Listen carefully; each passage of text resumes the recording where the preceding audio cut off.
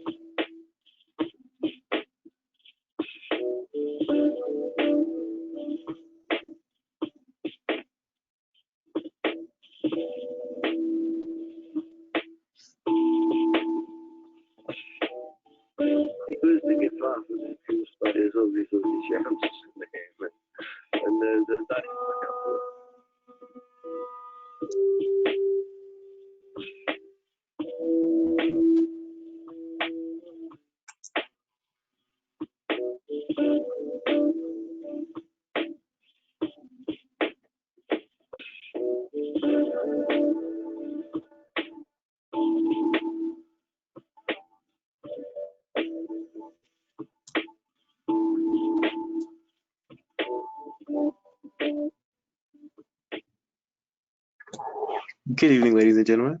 My name is Jamal Elam. I am the president and CEO of JE Enterprise and Associates LLC. Um, we are essentially just here trying to bridge the gap between systemic economic inequality and obtaining the true wealth. A lot of obtaining the true wealth means acquiring knowledge. And so all I want to do here today is offer some surface level terms and just a syllabus, a light conversation between friends about economics and how we can progress and how we all can move forward and take that step too. So JE Enterprise and Associates LLC is trying to progress the culture one step at a time. We all know that Tulsa, Oklahoma did suffer an injustice during the 1921 stock market, and this is my and our attempt to revitalize that effort, that plight, that motivation to go out there and get it, because that left a hole in a lot of people's hearts. And so I feel like JE Enterprise and Associates LLC will start the step two. And with the partnership that I have and the education that I give, I feel like we can continue this conversation. And in that conversation, we got to start with like some basics, right? So in the brief introduction, there's three things that you have to understand about the stock market, right? Because before you get caught up in what is it, you have to understand what a stock is. You have to understand more so what are the types of trading that are happening. And then lastly, you have to understand how one can make money, right? So once you understand these things, you can move forward into the stock market because all of your fears and or questions have been answered. What is a stock? What are the different ways to trade a stock? And how can I make money off of a stock? Well, before that, note, there are a couple authorities that you have to adhere to, one of which being FINRA. FINRA stands for the Financial Industry Regulatory Authority. They are the authority in which they regulate the financial industry, right?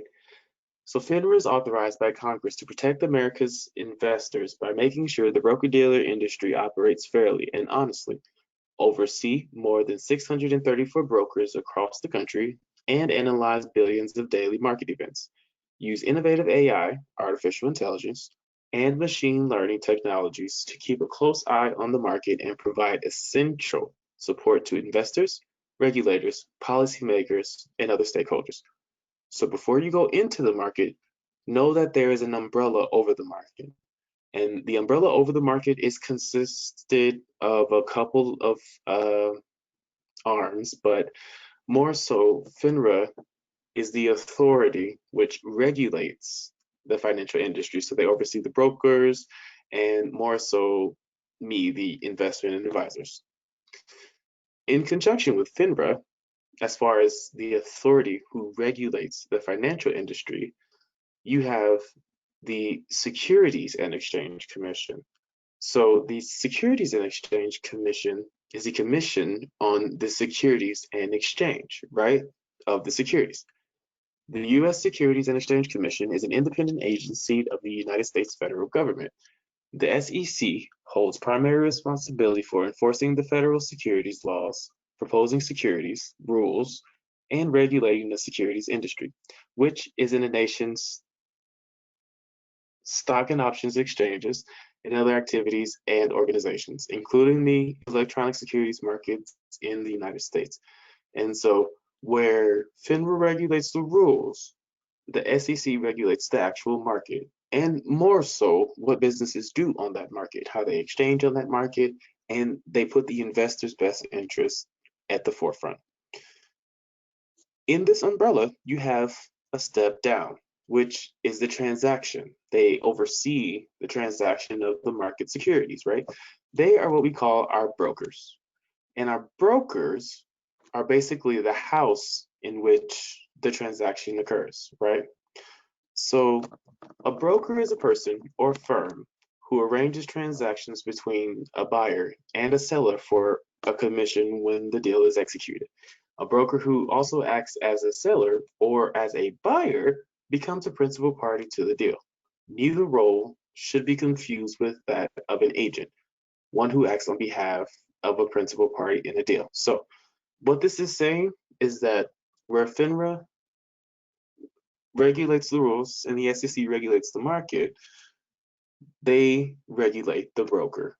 And so the broker is how the investment advisor and or the investor accesses the market without being a broker themselves. And so right now, the partnership with Fidelity that I definitely would suggest broker checking because I did.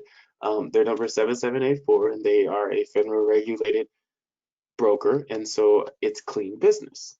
I like doing clean business. And if you're going to go forward in the stock market, in the securities market, you may want to ensure that you're doing clean business. And so broker check is free. You just make sure you research it before you sign your name. So what is a stock, Jamal? I mean, I don't even get it. Like, what is a stock?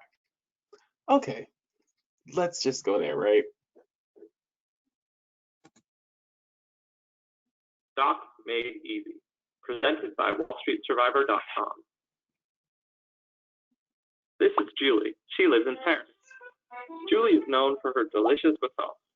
She started baking when she was a little girl, and ever since it has been her dream to open a bakery of her very own and supply the city with her wonderful croissants. She figures that it will cost her $100,000 to start her business with all of the supplies, staff, and costs of starting a business. The problem is Julie only has $10,000 to put into her company.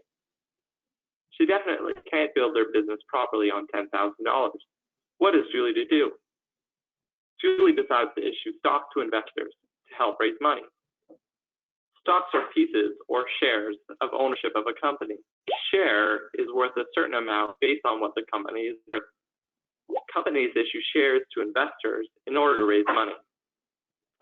Because she is $90,000 short, Julie decides to get 9 of her friends to invest in the remaining balance. However, to do this, Julie must give up 90% of her company in shares. Now, Julie and her friends each own 10% of her company. 5 years later, Julie's bakery is booming. She has turned her bakery into one of the biggest in Paris. Her company is now worth $1 million. Julie got the money she needed to create her business without acquiring additional risk or debt. Also, Julie and her 9 friends each turned their $10,000 investment into $100,000. Just like Julie's friends bought shares in her company, you can also buy shares of publicly traded companies like Apple or Walmart. If Apple has 100 shares and you bought 1 share, you would own 1% of Apple. To learn more about the stock market, sign up at wallstreetsurvivor.com and play the web's biggest fantasy stock market simulator. And so we get here that a stock is nothing more than a piece of a pie. So, oh my God, I don't get it. Oh my God, I'm so confused. Hold on, right? Start from the top. You know who FINRA is? We know who the SEC is now, Stock right? Made Easy, presented by wallstreetsurvivor.com. Sorry about that. But essentially, we know who FINRA is. We know who the SEC is. Those two oversee the broker, right? Who oversee the investor, who is you. And you then know what a stock is. A stock is nothing more than a piece of the pie, right? So a stock is also used to raise money to start a business. A stock is used to invest money into a business. And a stock is used to grow a company. So aside from those, we want to make sure that we know what stocks are used for, right? And that is exactly what we're moving into now. The four primary types of trading. We have the stock, which we just talked about, and we also have something called an exchange traded fund. An exchange traded fund is an investment fund traded on stock exchanges, much like stocks. An ETF holds assets such as stocks, commodities, or bonds, and generally operates with an arbitrage mechanism designed to keep it trading close to its net asset value, although deviations can occasionally occur. Most ETFs track an index, such as a stock index or bond index. ETFs may be attractive as investments because of their low cost, tax efficiency, and stock-like features. So when you think of an ETF, think of a supersized stock, right? A massive stock times 10. So a stock is nothing more than one share or one position in a company, one piece of the pie. Well, an ETF is, let's just say the pie is a bank. And we have a couple pies on our windowsill, right? So we got a couple banks on our windowsill. We just made all these pies, all these bank pies. It's a metaphor. All these bank pies. There's like 5 bank pies in the window, and they're cooling off. But I want a slice of every single bank pie, right? And that is what an ETF is. An ETF is a slice of this bank pie, this bank pie, this bank pie, this bank pie, and that bank pie. And it compiles it into one stock. And so you get to see the bigger picture. If the technology sector booms and you buy an ETF that is comprised of nothing but technology stocks, then you further boost your portfolio because you invested one piece in a pie that is invested in all of the pies. So that's what an ETF is. You go from a stock, which is one piece, to an ETF, which is one piece of multiple pieces. So it's kind of like a marble, maybe a marble pie, maybe a marble cake, maybe, maybe. You get the picture. It's a multitude or a combination of a lot of things, sectors. Aside from ETFs, we also have what are called options. And this one is more of the explanatory. How do you say that? It requires more of an explanation. So basically, an option is an option is an option. When you have an option, you can pick or choose. So the concept of option stays the same in finance, except the only thing that's different is you have an option to hold a right, or you have an option to have an obligation. So you literally have an option. And in finance, an option is a contract which basically gives the buyer or the owner or holder of the option, which would be you or I who goes after this option, the right, but not the obligation, to buy or sell an underlying asset or instrument at a specified strike price, whereas the seller gets the obligation. So if you're buying an option, you have a right. But if you're selling an option, you have an obligation. And so later on, we'll talk about this because it's more of pick and choose, right? If you know a company is going to go down by the end of the year, you may want to buy an option at that strike price because you'll collect all the gains all the way down and you'll collect the gains from when you hit that strike price. So later on in Steco 203, 204, we plan on discussing more about options because it's a great mechanism if you know how to use it safely. And then you go into the future. You say, Jamal, wait, you say I got a stock, I got a pie, I got options, and now you're telling me I gotta look into the future? I'm telling you, you have the option. What are futures, right? So futures is nothing more than an option to basically choose a day in the future where a specific stock will be a specific price. It more so goes on the S&P 500 and it deals more with commodities as in oil and such, but it basically is a derivative financial contract that obligate the parties to transact an asset at a predetermined future date and price. Here, the buyer must purchase or the seller must sell the underlying asset at the set price, regardless of the current market price at the expiration date. So if you say something is going to be 2 times the price that it is, and somebody bought that contract and you sold it and they bought it, you see the dilemma. You have to come up with money that you maybe probably didn't have. And so the deeper you get into stocks, as far as stocks, EFTs, options, futures, the more risky it does get. So let's put that disclosure out there. When you're digging into the stock market, when you're going in and when you're pressing into what could potentially be your savings account, it's a serious market. And so this is why I want to make sure we understand that there are rules. There's FINRA, there's the SEC, there's your broker, there's broker check, right? There's steps to this. There's the stock, there's the EFT, there's the option, there's the future. There's an order. You don't just go out there and do everything because that's how people lose their houses and their livelihoods and their minds. So if that wasn't enough, you also have something called Forex.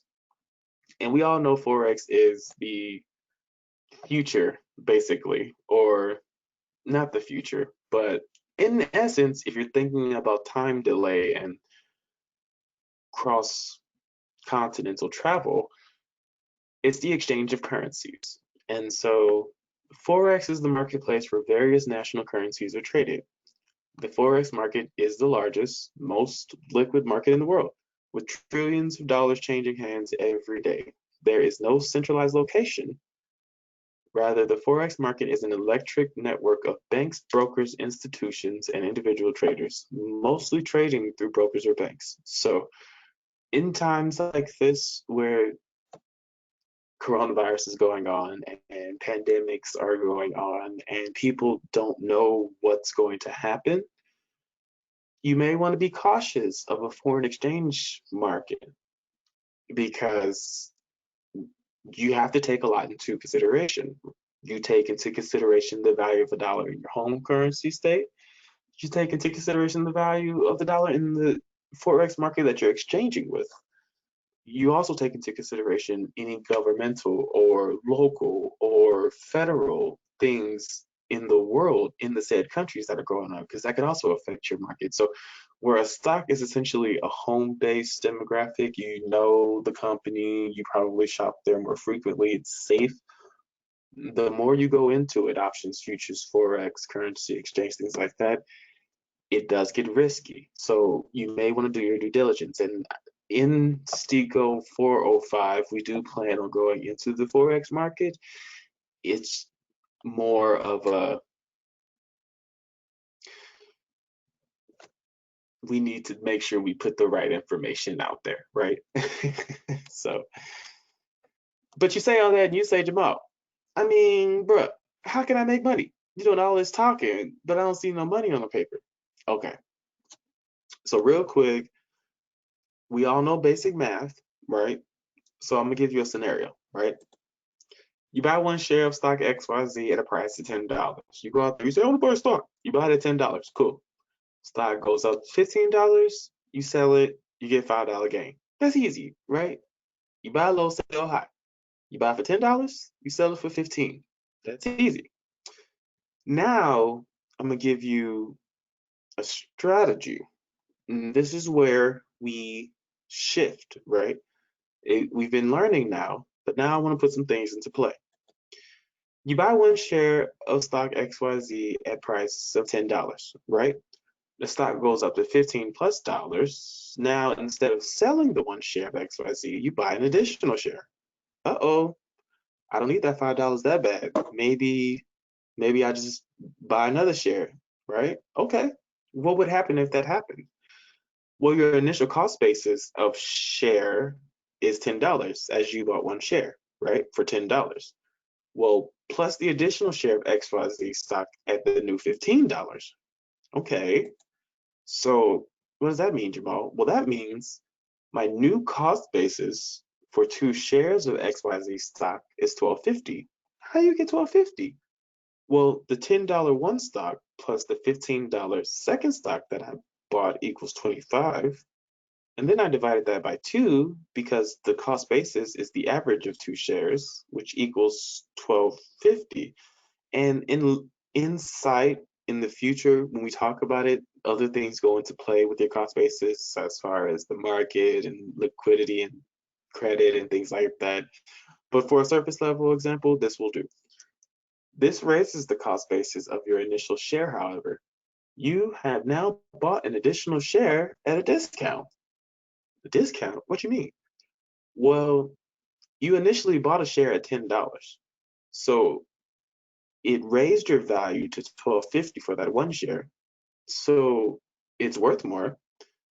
And your second share isn't worth $15. It's actually worth $12.50. So you bought it at a discount. So that is the lesson.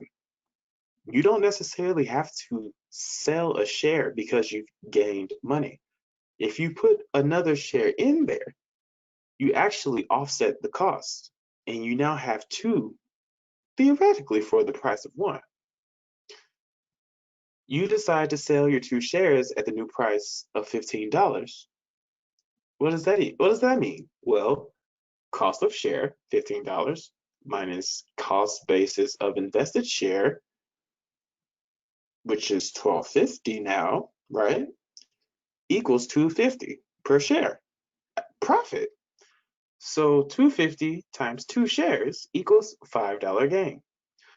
So though you gain the same by having 1 share or 2, you now have 2 shares though at a discounted price. So you see, if you buy more, and if you buy more, and if you buy a little over time and a little over time, let's say 365 days a year, I mean, who knows what that number could be, right? So I just wanted to present to y'all Steco 101, a real surface level introduction on the stock market. We talked about the regulating authorities, FINRA, the SEC. We talked about your broker. We talked about checking your broker through broker check. We talked about an outline of a stock. What does a stock look like? We talked about the types of trading. We know that there are stocks. We know that there are ETFs. We know that there are options. We know that there are futures. And when we're ready, we know that there's Forex. And we even did an example of how money can be made.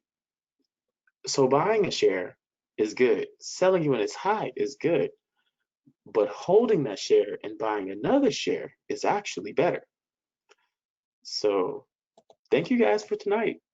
And I really hope you took home something informative and something that we can start a conversation with, because I really feel like God's millennial approach is a conversation between friends. And if we start having these conversations, we can really move this